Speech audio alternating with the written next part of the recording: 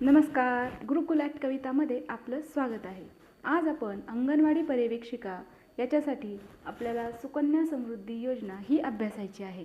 यामध्ये आपल्याला महिला व बाल विकास योजना यामध्ये एकूण 46 योजना आहेत. त्यापैकी सुकन्या समृद्धी ही एक योजना आपल्याला अभ्यासायची आहे. ही योजना जी आहे सुकन्या समृद्धी योजना ही बेटी बचाओ बेटी पढाओ या योजनेचाच एक भाग आहे. ही योजना 22 जानेवारी 2015ला पानिपत म्हणजेच हरियाणा येथे मोदींच्या हस्ते या योजनेचे उद्घाटन झाले. या योजनेचा उद्देश मुलींच्या कल्याणासाठी प्रोत्साहन देणे, त्याच पद्धतीने बँकेत व पोस्ट ऑफिसमध्ये मुलींचे बचत खाते उघडणे. बचत खाते हा महत्त्वाचा शब्द आहे की बँकेत बचत खाते उघडणे मुलींचे आणि मुलींच्या उच्च शिक्षण व विवाहविषयक जे आर्थिक गरजा असतात त्या भागवणे असा सुकन्या समृद्धी योजनेचा उद्देश आहेत.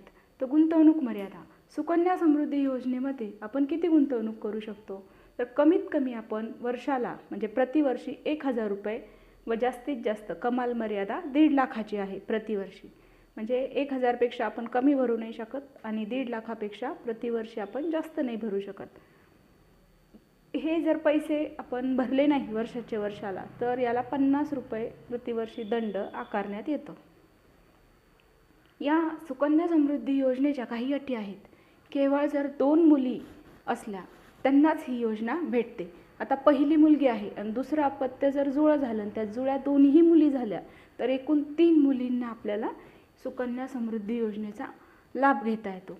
आता ही सुकन्या समृद्धी योजना जी आहे आपल्याला संपूर्ण भारतामध्ये कुठेही त्याचं अकाउंट ओपन करता येतं व हस्तांतरित करता येतं, कुठेही ट्रान्सफर आपल्याला ते करता येतं. अशा पद्धतीने आज आपण सुकन्या समृद्धी योजनेची थोडक्यात माहिती करून घेतली आहे. धन्यवाद.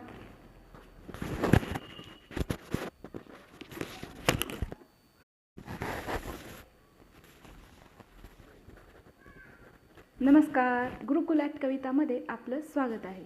आज आपण अंगणवाडी पर्यवेक्षिका याच्यासाठी आपल्याला सुकन्या समृद्धी योजना ही अभ्यासायची आहे.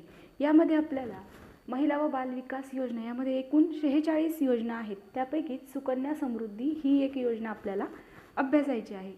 ही योजना जी आहे सुकन्या समृद्धी योजना ही बेटी बचाओ बेटी पढाओ या योजनेचाच एक भाग आहे. ही योजना 22 जानेवारी 2015ला पानिपत म्हणजेच हरियाणा येथे मोदींच्या हस्ते या योजनेचे उद्घाटन झाले.